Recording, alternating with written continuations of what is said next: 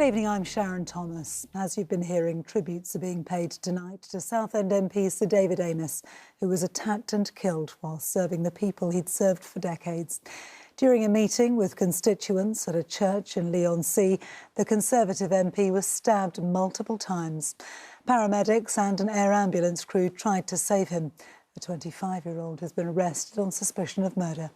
Essex police say counter-terrorism officers have now taken over the investigation. In a moment, we'll hear from our reporter at the scene, but first this report from Martin Stew. Belfair's Methodist Church in Leigh-on-Sea. Now a murder scene. Inside the hall this afternoon, Southend West MP Sir David Amess had been holding his regular Friday constituency surgery. Around midday, it's alleged, a man walked in and stabbed him multiple times. I got a phone call just after 12 and said David's been stabbed several times, and where he was in his surgery. It's absolutely horrendous, unbelievable. An air ambulance arrived, and for a while the area became a field hospital. Medics trying in vain to save his life, before police confirmed just before 3, the 69-year-old had died. David was a man who believed passionately in this country and in its future. And we've lost today a fine public servant and a much-loved friend and colleague. And our thoughts are very much today with his wife, his children and his family. I'm absolutely devastated. We came into the house together in 1983. We've been friends ever since. We've worked together on so many projects together. He was the kindest, most decent of men. It's absolutely frightful. I'm really checked about the situation. Sir David had been a Conservative MP since 1983. In recent months, he'd spoken about the need for stronger policing of violent crime. I raised the issue of night crime in the Chamber earlier this month. I hope that Essex Police recruit enough police officers to stop any more violent crime. In recent years, MPs have faced increasing levels of hostility, which have at times spilt over to violence. In 2010, East Ham MP Stephen Timms was stabbed. He tweeted today he was appalled by the news. And just 5 years ago, Jo Cox was murdered. Her sister, Kim Ledbetter, is now also an MP. Totally shocked by what's happened, to think that something so horrific could happen again to another MP, to another family, and scared and frightened. And it's really important that we get good people in public life. But this is the risk that we're all taking. And so many MPs today will be scared by this. Flags at Downing Street have been lowered to half-mast, while back in Leigh-on-Sea, flowers are being laid at the scene. Inside the cordon, a knife was recovered by officers on the scene who have arrested a 25-year-old man on suspicion of murder. They're not looking for anybody else. Martin Stew, ITV News. Well, Anna Geary is outside Southend Police Station for us this evening. Anna, what more do we know about the man who's been arrested? Well, we know the man that was arrested was 25, that he remains in police custody tonight. Now, we've also, tonight, it's emerged that this man is understood to be a British national of Somali heritage. Now, police are not looking for anyone else, as you heard in Martin's report there, in connection with this attack. Earlier this evening, the Chief Constable of Essex Police gave this update. The investigation is in its very early stages and is being led by officers from the Specialist Counter-Terrorism Command. We made it clear at the time of the incident that we did not believe there was any immediate further threat to anyone else in the area. It will be for investigators to determine whether or not this is a terrorist incident. But as always, they will keep an open mind. Well, the Chief Constable went on to describe how Sir David was dedicated to the communities he served in Essex and Southend, and that dedication was recognised. I spoke to around 50 mourners who attended a mass for him today at St Peter's Catholic Church, led by Father Jeff, who said he wasn't a member of the congregation, but he held deeply Catholic views and they wanted to pay their respects.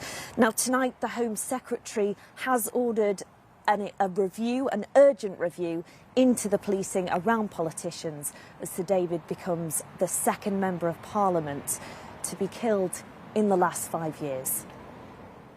Anna Geary, many thanks. Now, let's bring you some of the rest of the day's news. A man from High Wycombe accused of being a member of the so-called Islamic State has appeared at the Old Bailey. 25-year-old Shabazz Suleiman was arrested at Heathrow Airport last month. He faces charges of belonging to IS, preparing for acts of terrorism and receiving weapons training. The plea has been set for February. A coroner is close to picking an expert to speak at an inquest into the death of a London railway worker. 47-year-old Belly Majinga died last April, days after she was allegedly spat at by a man who said he had coronavirus. Coroner Andrew Walker says he hopes to choose between two experts within a fortnight. And finally, from us tonight, nearly all of London's railway stations are now fitted with life-saving defibrillators.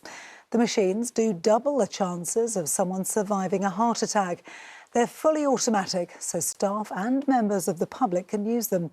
Antoine Allen has been speaking to a mother who turned her own tragedy into a campaign to help other people. What type of boy was James? James was, OK, I thought I was all right with this. Arlene describes her 18-year-old son as a gentle giant, until James went to sleep after work and never woke up. During the night, he died from a cardiac arrest. We can't explain the loss. We live with it every day. It never goes away. We learn to live with it and we cope with it. But, yeah, it's 6 years on now and it's still as painful as it was. Since James's death, Arlene and her husband's charity has raised over £200,000 to install defibrillators in public places. Since we started, we've now placed 95, or helped people to place 95 defibrillators. Would you say it's better to have it and not need it than to need it and not have it? Absolutely. When the first one saved a life, it was undescribable. We always said if we can save one life in James's memory, that helps keeps James' memory alive to us and keeps us proud of what he did. Yeah. GTR, the UK's biggest rail network, is installing defibrillators at every one of their stations. Nurse Chloe says the life-saving kits are easy for anyone to use. Chloe, what advice would you give to someone in order to stay calm during this situation? The most important thing to remember is that you can't do any harm. It's so important that people realise that this is somebody's best chance of survival if they're having a cardiac arrest. You'll do no harm by getting on that chest, hard and fast in the centre, and calling for a defibrillator. This is the best chance somebody has of survival, so don't be scared to try. A year ago at Potter's Bar, Curtis used the station's kit to save a passenger's life. He was very thankful, knowing that he said that he could not even remember, and he was in coma for 10 days. And he said to me, without you, I could not have been here. From the outside, these kits look complicated, but they really aren't. Inside, you'll find a first aid kit and a defibrillator kit. As soon as you open up, you just need to wait and it'll tell you what to do. Stay calm. Follow these instructions. The 238 kits have been placed outside of stations so that they are ready to use whenever the public needs them. Antoine Allen, ITV News. David Amess has... Now, how's the weekend weather looking? Here's Philippa Drew. ...died after being stabbed during surgery. Great Western Railway sponsors the ITV London weekend weather. Good evening. Well, the weekend is very nearly upon us. It looks relatively quiet. We'll have a lot of cloud on the scene at times, but it will be mostly dry and mild for the time of year, not just by day, but by night as well. And that's certainly the case overnight tonight. So quite a lot of cloud on the scene, but mostly dry. Where we do have any clearer spells, the chance of a little mist or fog forming by dawn, but with largely cloudy skies for most of us, it will be somewhat milder than last night. Temperatures probably holding up at around 7 or 8 Celsius. So tomorrow morning then, quite a bit of cloud on on the scene first thing, perhaps a mist and murk locally, but as we head through the day, that will all lift and break, and we should see some pretty decent bright or sunny spells coming through. I think the ongoing risk of 1 or 2 showers throughout the day, but very few and far between for most of us. The emphasis very much on dry conditions, and with a bit more sunshine than today, temperatures will do a little better, highs of 16 or 17 degrees. Now we hold on to fairly quiet conditions as we head through Saturday night and into Sunday, but you'll notice some rain out towards the west by Sunday morning. That will tend to peter out as it comes towards us, but as we head into the new week, all looking a lot more unsettled. Some wet and windy weather at times. Take care. Great Western Railway sponsors the ITV London weekend weather. And that is it from us for tonight. You can see more from us by heading to itv.com/London. We're back on air tomorrow at 6:20. Whatever you're doing, do enjoy your weekend. Good night.